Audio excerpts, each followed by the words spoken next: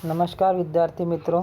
आज हम हिंदी लोक भारती 10वीं कक्षा की गज़ल जो मानिक वर्मा द्वारा लिखित एक गज़ल है, जिसकी विधा भी गज़ल है, वो आज हम देखने वाले हैं। तो चलिए देखते हैं। आप देख रहे हैं कि यहाँ पर कुछ लोग गरीबों की मदद कर रहे हैं। तो इस ये जो गज़ल है काफ़ी प्रेरणादायी है और इस गज़ल में बताया है कि किस प्रकार से हमें लोगों की हमेशा मदद करनी चाहिए।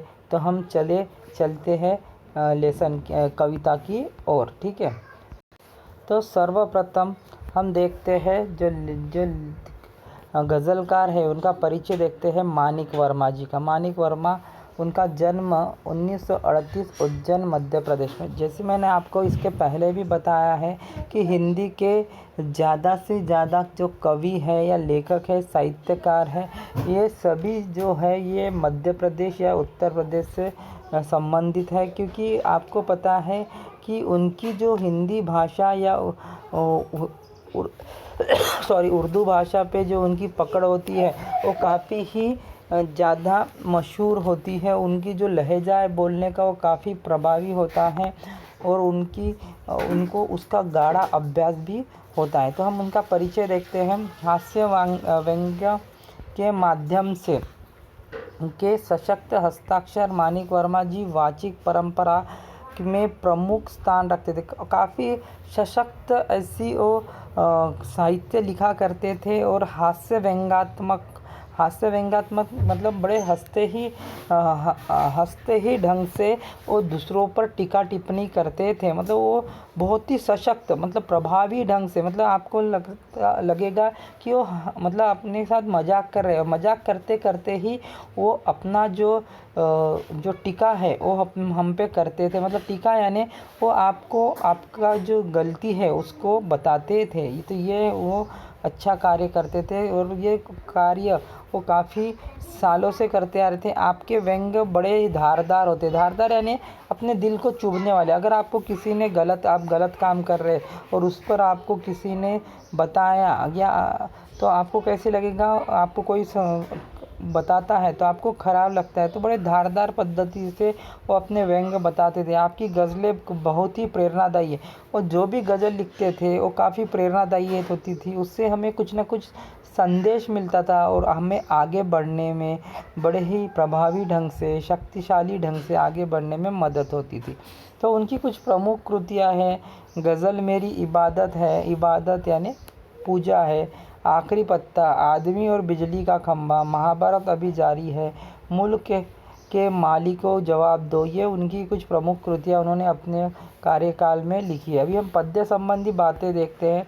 तो पद्य संबंधी में देखा जाएगा कि प्रस्तुत गज़ल के अधिकांश शेरों में वर्मा जी ने हम सबको जीवन में निरंतर अच्छे कर्म करने हेतु आगे बढ़ने के लिए प्रेरित किया है। मतलब इसमें उन्होंने बताया है कि जीवन में अगर हम आते हैं तो हमको बड़े ही मतलब सौभाग्य है हमारा जो हमें मनुष्य का जन्म मिला है। मनुष्य का जन्म सभी को नहीं मिलता है। तो आपने कुछ ना कुछ अच्छे कार्य किए होंगे, कर्म किए होंगे, तभी आपको मनुष्य का जन्म मिला है। और ये मनुष्य का जन्म जब हमें मिला है तो हमें जब तक हम जीवित है तब तक हमें निरंतर यानी हमेशा अच्छे कार्य करते रहना चाहिए। और ये ही उन्होंने हमें प्रेरित किया है। मतलब आज हम देखेंगे कि आज मानवता ख़त्म होती हुई दिख रही है। आज इंसानियत आपको बहुत कम दिखती है। मतलब जो अमीर लोग हैं वो गरीबों की मदद करना नहीं चाहते। कुछ गिने चुने लोग हैं जो मदद करना चाहते। आपको पता है कि ये जो संपत्ति हम इस दुनिया में जब तक हम रहते हैं हम कमाते हैं, लेकिन कोई भी वो संपत्ति लेकर ऊपर जाता नहीं है। वो संपत्ति यहीं पे रहती है। उसका यहीं पे हमने अगर सदुपयोग किया, उससे वो जो हमारे पास संपत्ति है उससे अगर हमने लोगों की मदद की तो हमारा नाम अमर हो जाता है। लोग हमें जाने के बाद भी हमारा गुणगान गाते हैं। अगर वो संपत्ति पड़े पड़े खराब हो और दूसरों का मन दुखे तो उससे ज़्यादा जो बुरी बात है वो समाज में हो नहीं सकती है। इस वजह से आपको जीवन में हमेशा निरंतर अच्छे कार्य करना चाहिए। गज़लकार के ने संदेश दिया है कि रंग रूप से सुंदर दिखने की बजाय अपने कर्मों से सुंदर दिखो। आजकल हम देखते हैं कि प्रत्येक जन सुंदर दिखने की एक होड़ लग गई। लड़की हो, लड़के हो, आदमी हो, औरत हो, सबको लगता है कि मैं सुंदर दिखूं, और उसके लिए बाज़ार में अलग अलग पद्धति के क्रीम भी आपको नज़र आते हैं। और दूसरी ब्यूटी पार्लर, जो मसाज वगैरह बहुत सी चीज़ें होती है जिससे मनुष्य खुद को सुंदर दिखने के लिए दूसरों को अपना प्रभाव डालने का प्रयत्न करता है। पर ये असली सुंदरता नहीं, असली सुंदरता हमारे हृदय में होती है। हमारा हृदय कैसी है, हमारा दिल कैसी है, हमको दूसरे के प्रति दया आती है कि नहीं, हमको दूसरों का दुख देखकर खुद दुखी होते हैं कि नहीं, वो सच्चा आपका सुंदर मन है। तो उस प्रकार से आप सुंदर दिखना चाहिए। सिर्फ चेहरे से आप सुंदर दिखकर कोई फ़ायदा नहीं है, जिससे किसी का भी अच्छा ना हो सके। तो इस वजह से सुंदर दिखना है तो अंदर से सुंदर दिखो, अपने कर्मों से सुंदर दिखो। कर्म ऐसी करो कि आप हो ना हो फिर भी आपके कर्मों को याद किया जा सके।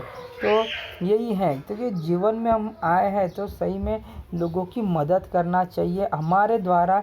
अगर हम किसी का अच्छा ना कर सके तो कभी किसी का बुरा भी नहीं करना चाहिए। हमारे कारण किसी को दुख ना हो, इसकी हमने हमेशा ख्याल रखना चाहिए, क्योंकि ये जीवन एक बार मिलता है। इस जीवन में जितना अच्छा कार्य कर सकते हो ना, उतना अच्छा कार्य हमें करने का प्रयास ज़रूर करना चाहिए। तो ये बहुत ही अच्छा प्रेरणादायी संदेश है। ये आपको कितने भी रुपए खर्च करने के बाद ये संदेश मिलेगा नहीं। आपके पास अगर पैसा है, अगर वो पैसा किसी के काम नहीं आ रहा है तो पैसा खराब हो जाएगा, सड़ जाएगा। लेकिन वो किसी के अगर उपयोग में नहीं आ रहा है, जिस उपयोग में यानी किसके, ज़रूरतमंदों के, तो उस पैसे का कोई भी उपयोग नहीं है। ठीक है, तो ये पद्य संबंधी बातें थी।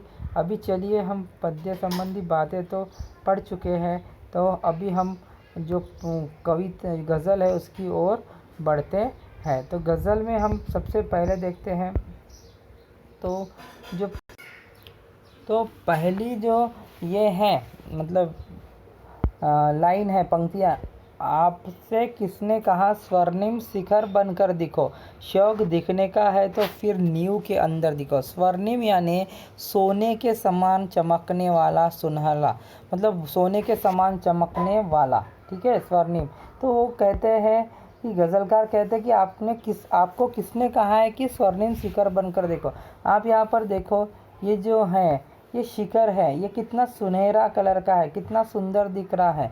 और प्रत्येक जन देखते हैं कि वो शिखर तक पहुंच सके, शिखर बनना चाहते हैं। शिखर बनना यानी ये नहीं कि आप प्रत्येक जन सम्मान पाना चाहते हैं। समाज में प्रत्येक जन को लगता है कि मेरी रिस्पेक्ट हो, मेरा आदर हो, मुझे समाज में स्थान मिले, सब लोग मेरे बारे में ही बातचीत करें, मैं आगे ही आगे बढ़ता जाऊँ। लेकिन उन्होंने क्या कहा है, कवि क्या कहना चाहते हैं कि शौक दिखने का है तो नींव के अंदर का दिखो। जैसे अभी ये जो ताजमहल की प्रतिमा है, यहाँ पर देखो ये कितनी सुंदर दिखती है, लोग सब इसी की तारीफ करते हैं। लेकिन ये जिस नींव पर बनी है, जी नींव यानी बेस, आप बोलते हैं ना, जैसे हम घर बनाते हैं तो घर किस पर बनता है, नींव, जो पाया, ये जो पाया है इस पर ये बनता है घर, है कि नहीं, ये पाया है उसका, इस पर ये घर बनता है। अगर यही मजबूत नहीं होगा तो आपकी इमारत कभी भी मजबूत नहीं हो सकती है। इस वजह से अपने कार्य ऐसी रखो कि आप निरंतर कार्य करते चलो। लेकिन अपने जो कार्य हम कर रहे हैं, जैसे अभी हमने देखा है कि आपने बाबा आमटे पर एक फ़िल्म आई थी, प्रकाश आमटे पर फिल्म आई थी, जो भामरागढ़ जैसे महाराष्ट्र के इंटीरियर भाग में रहकर जो आदिवासी बहुल इलाका है वहाँ पर लोगों की मदद करते हैं। जहाँ पर अस्पताल की सुविधा नहीं है, लोग डॉक्टर से डरते हैं, उस जगह वो रहकर अपनी पूरी ज़िंदगी वहाँ पर बसर करके पति और पत्नी दोनों ने वहाँ के जो आदिवासी लोग हैं उनमें एक नई चेतना का निर्माण किया। इस प्रकार से हमें कार्य करना चाहिए। हमें ये नहीं देखना चाहिए कि हमारे कार्य से दूसरे हमारी प्रशंसा करेंगे या नहीं, कि हमारी वाहवाही करेंगे या नहीं।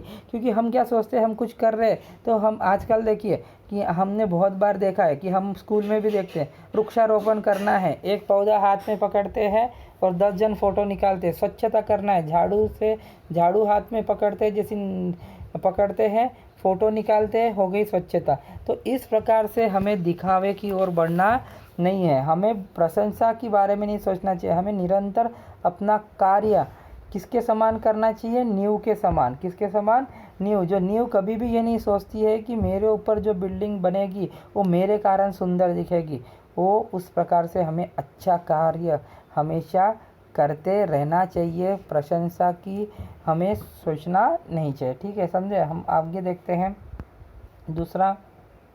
तो दूसरा है, चल पड़ी तो गर्द बनकर। गर्द यानी यहाँ पर धूल। गर्द यानी क्या आता है, धूल। बनकर आसमान पर लिखो, और अगर बैठो कहीं तो मील का पत्थर दिखो। ये मील का पत्थर होता है। ये आपको क्या दिखाता है, जैसे यहाँ पर दिल्ली लिखा है 700 किलोमीटर, तो ये आपको मार्ग दिखाता है। आपको क्या दिखाता है, मार्ग।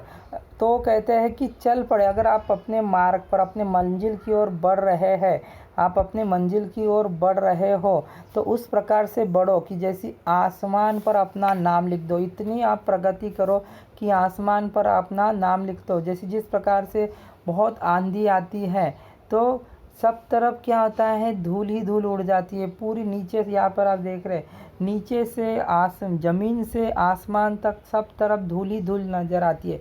उसी प्रकार से आप जो भी कार्य करो तो अपना नाम सभी तरफ फैला दो। इसी प्रकार ये गर्द की तरह, ये धूल किस प्रकार से उड़ती है, सभी तरफ उड़ जाती है, उसी प्रकार से अपना नाम भी सब चारों दिशा में फैला दो। और कहीं बैठना हो, अगर थक गए हो, कहीं बैठना हो कि मील के पत्थर समान दिखो। और अगर कभी थक गए तो आप जहाँ बैठो तो वहाँ पर मील के पत्थर की तरह बैठो। मतलब आप बैठकर भी किसी न किसी को क्या दिखाते, जो राहगीर वहाँ से जा रहा है उसे आप मार्ग दिखाते चलो। मतलब क्रियाशील न होते, आप यहाँ क्रियाशील नहीं, आप निश्चिंत बैठे, आपको कोई आप आराम कर रहे हैं, लेकिन फिर भी आप किसी न किसी को मार्ग दिखाते। तो इस प्रकार से बनो। मतलब हमारे पास जो गुण है वो गुण का फ़ायदा हमेशा दूसरों को होना चाहिए, ऐसी कवि बताते हैं। तो ये है दो जो पद्यांश है वो हम देखे हैं। आगे की जो गज़ल है हम अगले पीरियड में देखेंगे। धन्यवाद।